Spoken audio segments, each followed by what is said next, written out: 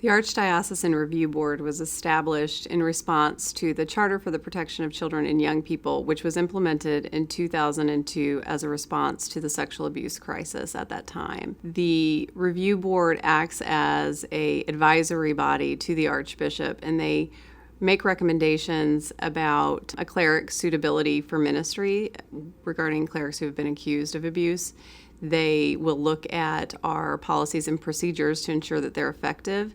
And then they also provide recommendations on what type of assistance that we should offer to the victims and their families who have been harmed.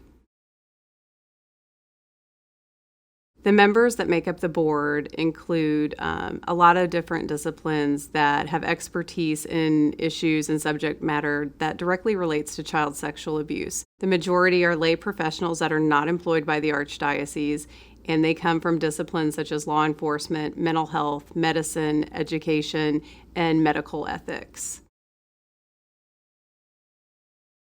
Members are chosen in many different ways. In some cases, a board member may have a colleague that they would recommend. In some cases, we have someone from a parish or one of our schools or a family member of someone who just has a really great skill set, and they learn about the board and they want to offer their services, so they'll volunteer. And then also we work to identify people.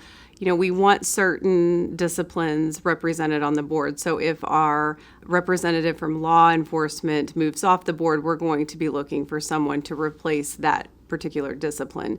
So we really just kind of work together to identify people, and then we'll make a recommendation to the Archbishop. And in some cases, he does identify people that he thinks would be good as well. What we're really interested in is the truth and the facts. So we look at all of the possible data that we have about the accusation and what we know about the accused or the offender, and then we apply that to the circumstances that have been brought to the board. The criteria that is set for actually substantiating a report is that the majority of board members feel that it is more likely than not to have occurred. So all of the facts and the data would support the accusation and sort of corroborate what the victim is bringing forward.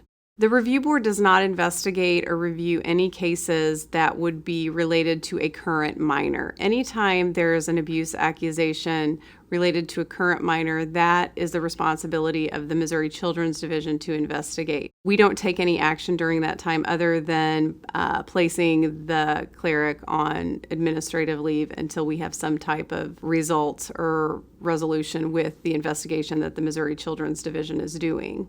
Our first priority will always be to the victims of sexual abuse, whether it was in the past and it's historical or even today, anything current.